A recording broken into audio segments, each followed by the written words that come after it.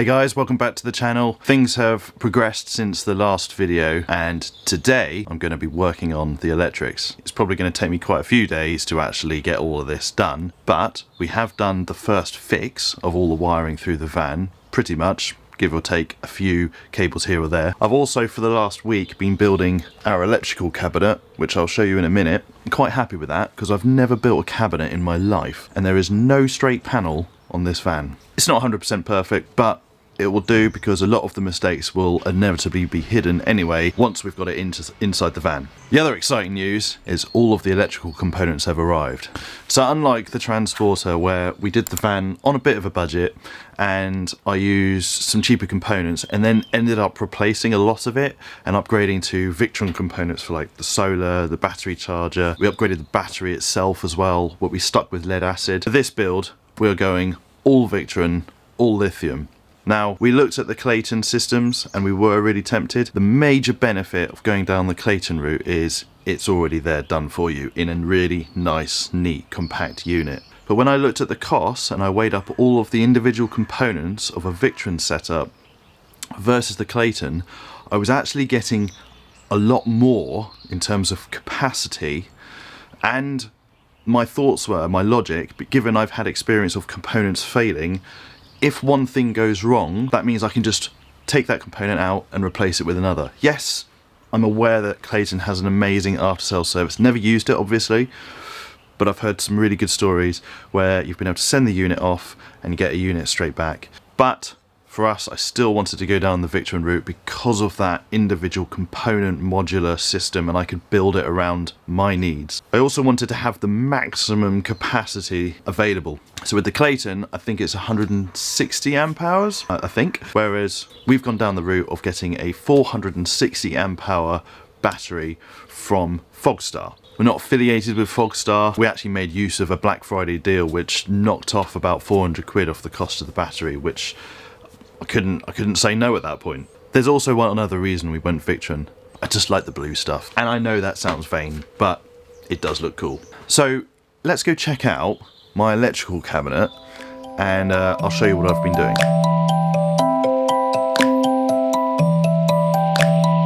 So here it is. So this unit is going to go on the driver's side of the van.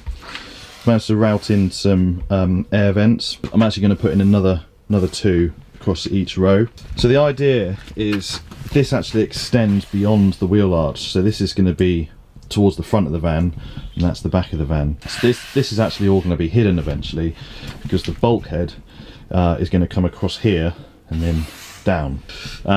So this is the wheel arch that sits behind here. So this cannot be used behind this space here.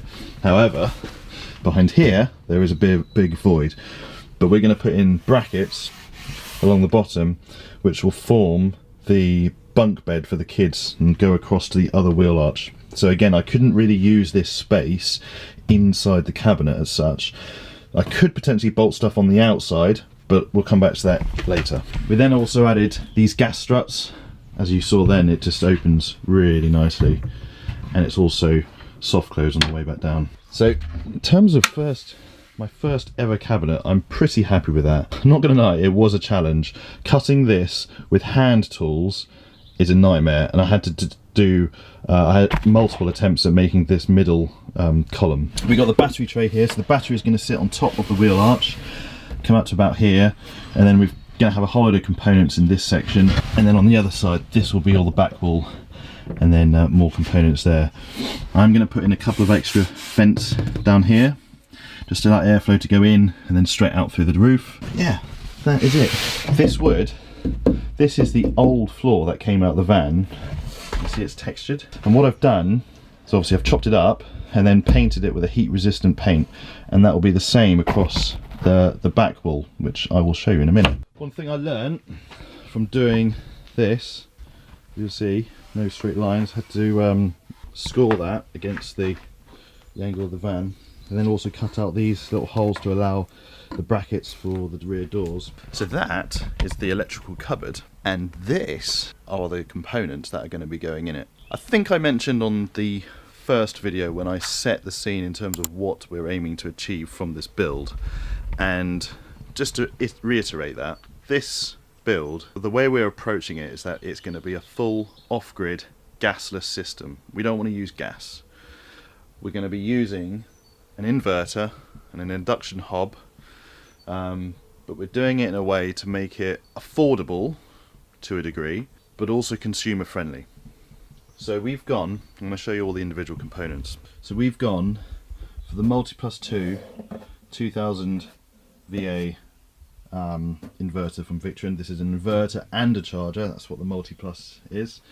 So the power, shore power will come into the inverter. Sorry, it goes into this circuit breaker first, into the inverter, and then that will feed all the AC sockets. We've got a consumer unit at the moment that's in the electrical cabinet. The consumer unit will then feed all of the sockets as well when the inverter's in use. We've then gone, as I've already mentioned, the battery's going to go around about here. If you imagine this board is going to go across that back wall there and bolted to the wall, and then the cabinet is going to slot over the top. And the reason for that, I know you can build, the other way to build a cabinet is to build a cabinet like you'd normally do and then put all your components in, but I wanted to make sure that I had easy access. So bolting the board using these points, I've put some riv nuts in, some M5 I think they are, riv nuts, all the way around. The board will then be bolted to that with all the components on. It means I can do all the wiring and then push the cabinet on, slot the battery in, connect it all up, job done. So we've got our solar controller, we've got our battery to battery charger, and I've already run the cables for that. We've got some trunking, and then I've gone here, this is the power in unit from Victron, which if you do a Google search you will see that this chassis, this unit, is effectively the exact same as the Lynx distributor, which is what you would normally use for your bus bar arrangement. I'm doing the power in and then I'm modifying it by adding in some extra bolts and some fuses, and it just does exactly the same job and you save 70 quid. The disadvantage of doing this is that you don't have the LEDs to tell you which fuse is blown in the event of a blown fuse. However, even the distributor, I think I'm correct in saying, unless you're running a Serbo GX or a whole bunch of other stuff, you won't be able to know that the fuse is blown unless you look in the cabinet and see that the LED is illuminated. So there's no way of the distributor connecting to your Bluetooth app, for example, to tell you a fuse is blown unless you run a whole bunch of other stuff, which, as you can see, I am running out of space. Anyway, so hopefully that makes sense. Do a Google search. I'll put a link to a great video which shows you how to modify this to make it effectively the same as a distributor. Then we've got our shunt here, which will feed a display in the cabin. We've got our isolator switch, which shuts the whole thing off. We are running a 12-way 12-volt Blue Sea distributor. We've got battery protect, which will just protect anything that's attached to this. It'll just protect you from drawing too much from the battery. We're then off here, we're going to be running a second 12-way fuse box.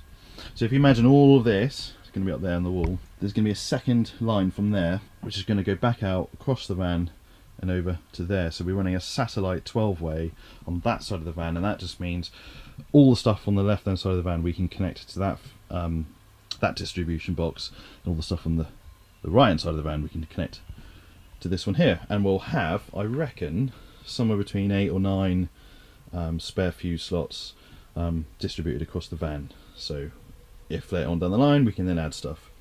Then we've got this nice blue trunking, add some more blue trunking here. We've got our solar disconnect up there, that will go over across the solar panel. So yeah, all nice and neat. So the job today, going back to the very beginning of the video, is to fit all this, at least to the board. I'm probably not going to have time to do all the cables, however we'll see how we go. I just want to get this connected to the board up against the side of the van, double check that the cabinet and everything else all fits, and then we can start feeding some cables and actually connecting all the components together. I spent a lot of time yesterday looking at different layouts, trying to find the best way to do this, including running the inverter horizontally on its back. Ideally you want it vertical to allow the air to flow up through the inverter and out the top. which is why I'm putting extra vents in the cabinet. The rest of it is a bit of a mystery. I've never taken on a job this big.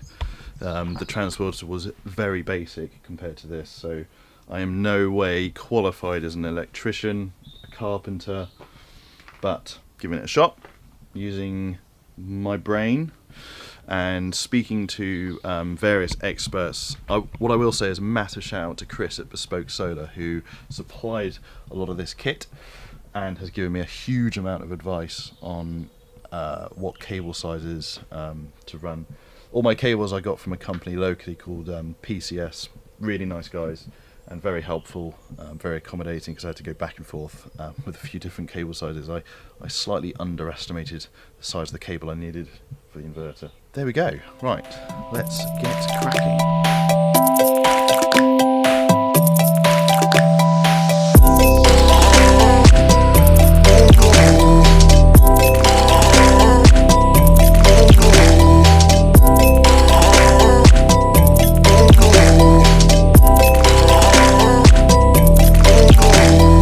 One of the conundrums is obviously limited on space, and I want to attach the shunt and this isolator directly to the bus bars. But as you can see, the hole is too small. I think the hole is for an M8 and these are, I believe, M10 bolts.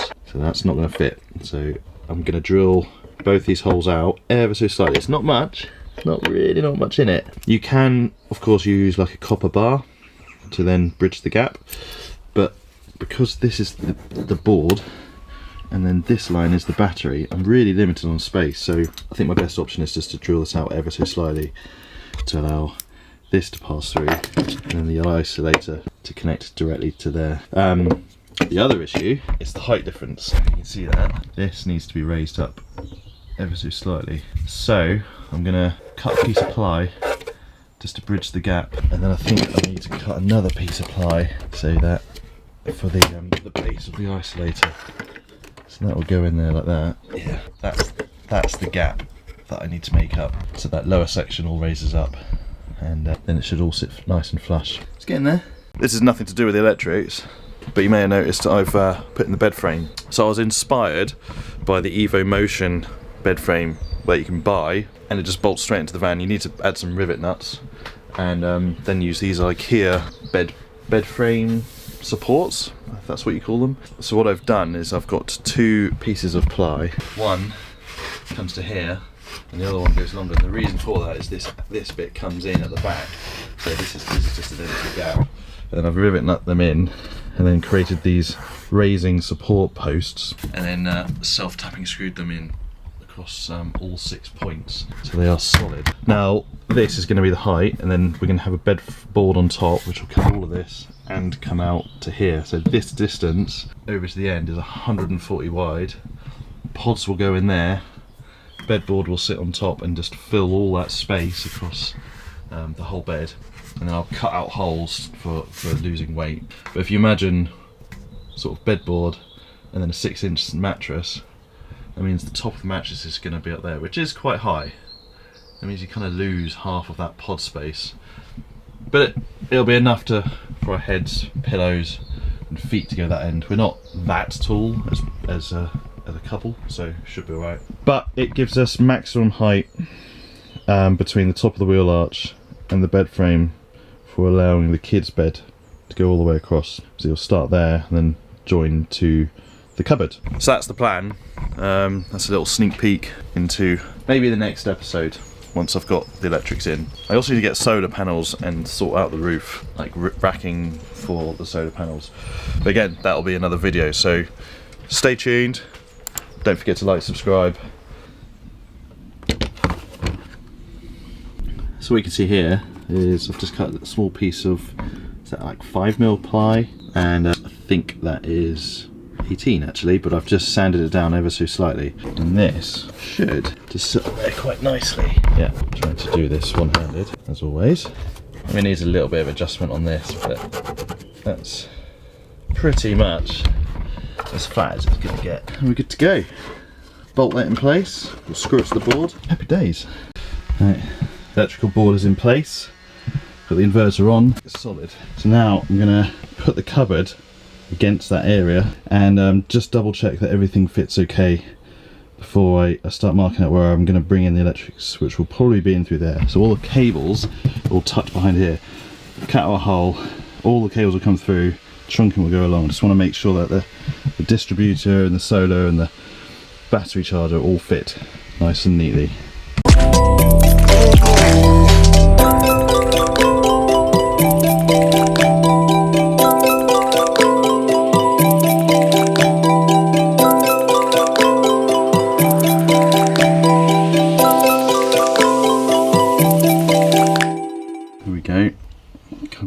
It does fit, just time we get the trunking in, that line is where the solar and battery charger is going to be. I'm wondering if I do another vent in there, and maybe some inside up here, just to allow a bit more airflow. The inverter is perfect.